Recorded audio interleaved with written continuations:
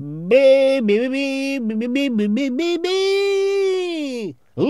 and gentlemen, welcome to Basil's Alaska Weekly News Review. I've got in the studio with me today two people from all the way across, not just across state or the country, from all the way across, like literally on the opposite side of the world in the same hemisphere as me. I have with me Dr. Cecil Brownstone from London University. He's he's a climatologist with London University, and he's brought his friend and co-scientist. His name is Francois De Bourjac and Cecil Brownwick. Did I pronounce that correctly? Is it Brownwick? It's Brownstone, Basil. Thank you very much. Brownstone. Oh, I'm sorry. Apparently I got the notes completely mixed up, Dr. Brownstone. No problem. That happens all the time. Dr. Brownstone and Dr. De Bourjac. De Bourjac. Ah, yes, De Bourjac. De Bourjac. You say it with the back of your throat. De Bourjac. Okay, Dr. Brownstone and Dr. De Bourjac. Welcome into the studio. Thank you very much. Thank you, Basil. It's good to be here. We wanted to talk a bit about the climate and about the changes that the world is experiencing, and we appreciate you giving us the format of your show in which to bring out the crucial points of climate change that are affecting the world all around us. And I would like to say it to you first. This is my first time outside of France to go to a different place other than the continental United States and Canada and England, and to be in this place that you call Alaska. It is a wonderful place. I find it to be very, very nice and but it is very somewhat cold. And I wonder if if you are on the same planet as we, because you seem not to have the warming thing going on here. Dr. De Bourjac, please, let's stay on the point here of saying that the world is slowly getting warmer all around us, and we know this to be a fact because because that is what the fact is, and we've seen this played over time and time again in many different facets of research and of design of the world that's around us, and we see this in the depreciation of the ozone layer that's around us at the moment. And I have eaten grits for the first time in my life. Excuse me, Dr. Bourjac, what did you say? I have discovered a new food, and I like it very much. Dr. De Bourjac, what does that have to do with climate change? We're here to talk about climate change, so we traveled 10,000 miles to talk about climate change. I know this, but I have found something that is very important, and that is my appetite. And I would like to tell you that I have discovered this new Alaska food. It is called grits. Grits? I'm not sure that I've ever heard of that before, Dr. De Bourjac. Of course, you must have heard of it because I saw some in your kitchen. You saw grits in my kitchen. My ancestry is Irish. We don't even cook Greek food at all. No, not Greek. Not from the city of Greece. It is grits. The little white bubbly thing that you put in the water and it boils and it becomes hard like gelatin. Grits. You're talking about grits. Yes, see, that is what I said. I said grits, and they are very good. I like them. Oh, well, they have nothing to do with climate change, but that's outstanding that you like them. They're not even really an Alaskan food, though. I think you're mistaken there.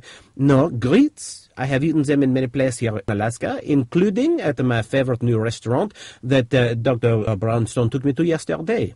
Oh, you mean that place that we went to called Gwenny's? Yes, Gwenny's restaurant down in Anchorage on Spenard Road. It was a very, very good place, a very good Alaskan food, and they make a grits with a ham and a egg, and I have a French toast with that, but I don't know why you call it French toast, because it is not French toast. It is just cooked with egg and fried in pan. That's what all the toast should be, right? Well, anyway, back to climate change, Basil. I'd like to talk about the fact that climate change is Gwenny's a restaurant that you have been to, Basil? Yes. Yes, Dr. Bourgeois. It's one of my favorite places to go to. It has quite a colorful history for Anchorage. Does it? What is the history of that restaurant? Please, Dr. Bourgeois, I would like to talk more about the climate change at this moment, and that the world is gradually getting warmer. Please, I want to know the history of this restaurant Venice that I went to, that I ate at, that I thought was so fantastic. Well, okay, I guess we'll segue right over to the history of local Alaskan restaurants instead of climate change. Let me see. Back in the 1920s, it started off as a, it was a whorehouse. Excuse me, Monsieur Basil, what did you just say Gwenny's was? It was a house of ill repute. It was a house of prostitution. I ate my breakfast in a house of prostitution? No, it used to be that. They closed. Prostitution became illegal in Alaska back in the 1980s, and they closed it down and turned it into a restaurant. I sat at the table eating creamy white grits in a place where people copulated. Yes, as a matter of fact, you did. They cleared out the partitions between the rooms and turned it into a dining room. I hate Alaska now. I must wash myself. Good, thank you. Thank you, Mr. Francois De Bourjac. Doctor, let me continue on with my discussion about global climate change. Basil, you said that the grits was not from Alaska, right? That's correct, Doctor. Okay, thank you very much. Where is your disinfectant soap? It's over in the bathroom on the sink on the right. The squeezy bottle. Thank you very much. I will squeezy bottle my hands clean.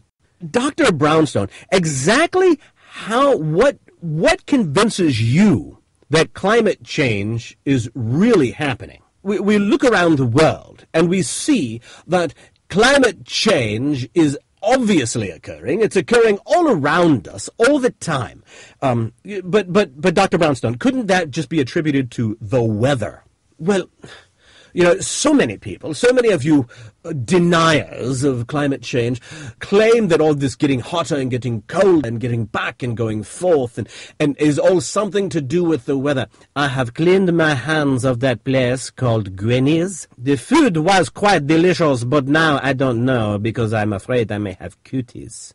Please, Dr. Bourgeois, let me finish the talk and then we can go back and you can disinfect somewhere. I want to discuss global climate change. But Dr. Brownstone, Andrew Bolt down in Australia, oh God, not that Aussie.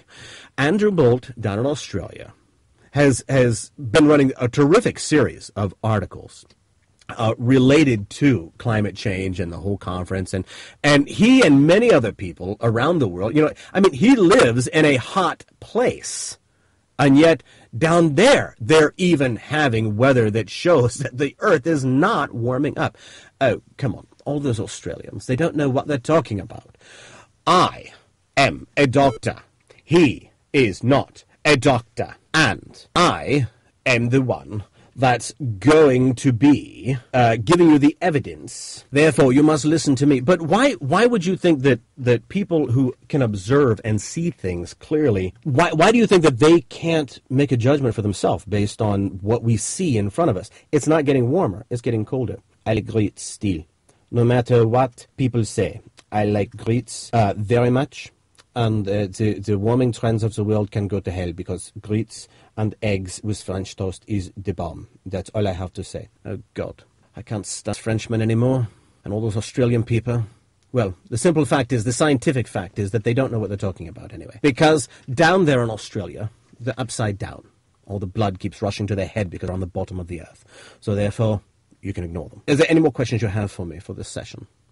No, Dr. Brownstone? I appreciate you coming in. Dr. Bourgeois, I'm glad that you like our greets. And gentlemen, have a wonderful trip back to wherever you came from. Thank you very much. This is Dr. Brownstone. I'll be heading back to London now. And this is Francois De Bourjac, and I will be finding another place that serves greets. Have you ever heard of a fine classy restaurant called